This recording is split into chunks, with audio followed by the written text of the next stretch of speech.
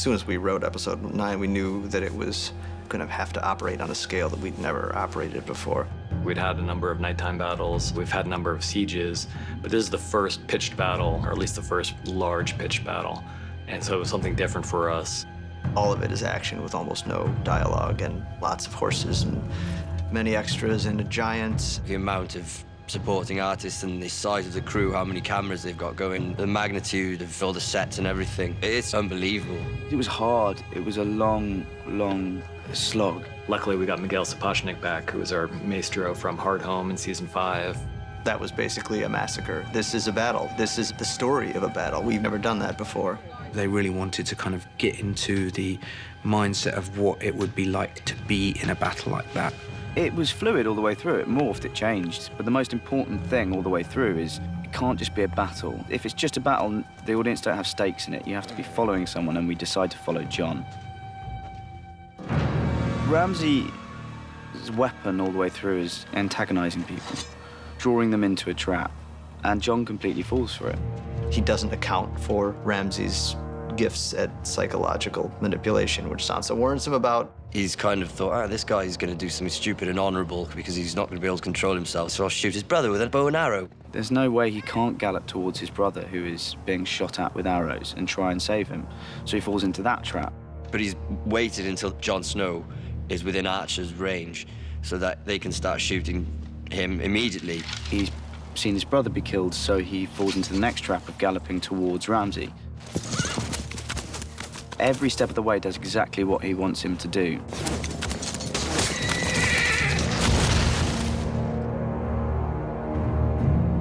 Probably my favorite shot of the whole season is when we're behind Jon Snow and he sees that cavalry wall galloping towards him.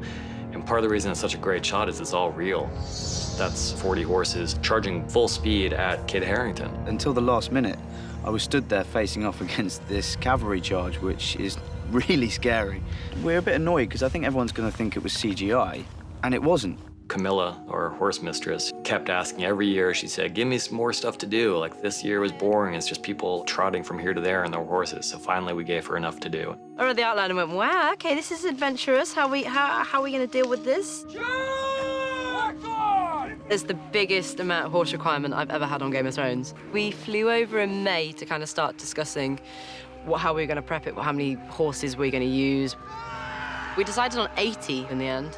So when we first see both armies, we'll use 80 on the Stark side, and then we use 80 on the Boltons, so we're using the maximum. Then when we start to clash, we'll split it in half. When we had horses charging past me, those were all real horses. I obviously work very closely with Rowley, putting it all together. And we make channels so it looks like they're clashing, but they're not. The horses are actually just passing through, you know, like 2-foot channels so they can clear out. We are going to make that look as close as possible to a collision without actually colliding the horses. So in very tight formation, we'll have those guys cross, and they will pull the horses as they cross through. We're falling them onto very thick falling beds so we don't injure the horses or injure the guys, but we're going to try and make that something that's not really been done before. You want it to feel crowded and mayhem and like, you know, anything can happen anytime, but I really don't want anything to happen anytime. I want what we plan to happen and it look really cool and let's not hurt anybody.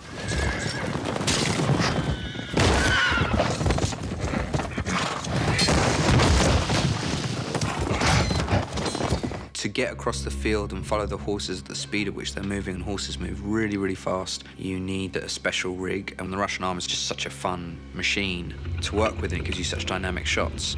It's basically a camera tracking vehicle. It's a remote control arm that sits on a Land Rover in our case.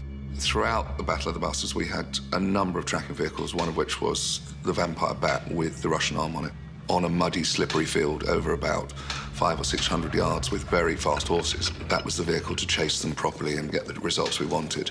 They worked very well. The results were amazing. Go! Go! Follow your commander! You've got two giant armies that are opposing one another. You know you're not going to have more than a few hundred extras on one side or the other, so you've got a lot of crowd replication. We had a lot of cavalry, a lot of infantry. 1-1, the giant is involved. Most of it would be photographed, but it also needed a lot of digital enhancement.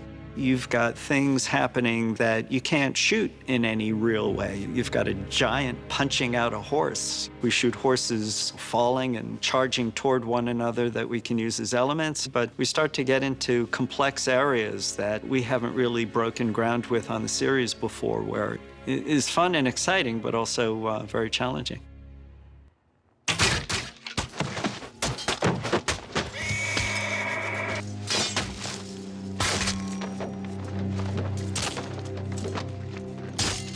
The Battle of the Bastards becomes incredibly compact. All these combatants forced into this incredibly tight space on the battlefield, partly crammed in by bodies. You've got horses, you've got, men of either side just piled up in this massive heap.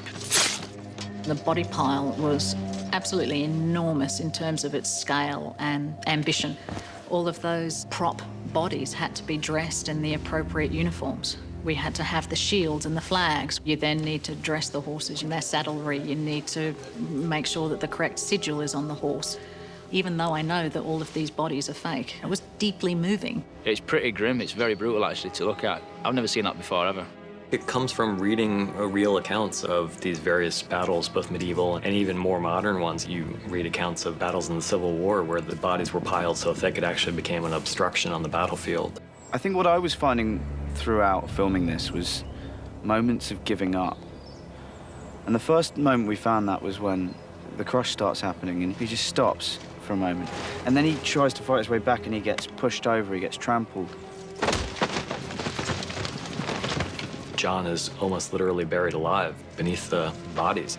He was being almost killed by his own men, not on purpose, but just in this wave of fear that kind of overcomes everyone as they try to get out of the way of this incoming wall of shields. And then something drives him to fight up. And that moment where it comes up and he gasps for breath, he's reborn again in a way.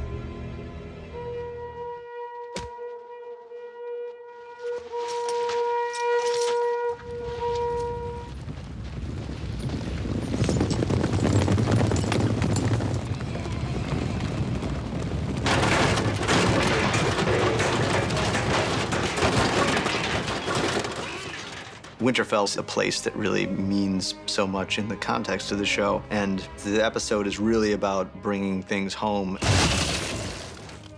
The final act takes place in the Winterfell courtyard, and it ultimately boils down to Jon against Ramsay and Sansa against Ramsay. Always wanted to do a scene with Jon Snow. It's really nice to get to sort of have the two bastards there together, facing off. It's a horrible moment when you see your hero go a bit too far. The only direction I gave to Kit was he's not a human anymore. He doesn't feel any sympathy, empathy for this guy. We actually spent an entire day, 10 hours, with Kit on top of Ewan, beating him. And I just shot it from every single angle I possibly could. And what we wanted to try and get with that was that he's just kneading bread.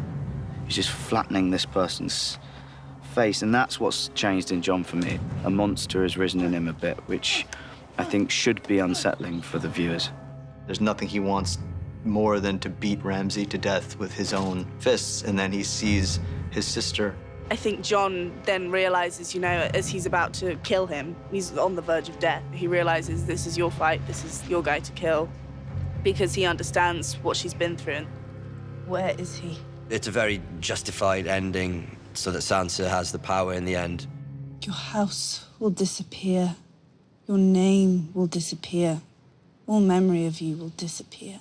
It's such a strong moment for her because all her life she's been affected by these men who have just done such terrible things to her. It's nice to get to do a final scene with Sophie after last season. And this is the first moment that you actually hear her say, "This won't affect me and I'm stronger than that." It's my favorite scene. Her walk away, that final shot, was so crucial, and just to get that little hint of a smile just right. I think we ended up making poor Sophie do it, 12 or 13 times in the middle of the night. It's not a big smile, it's just a little hint of a smile. Sophie doesn't say very much, but I think it may be my favorite thing that she's ever done on this show.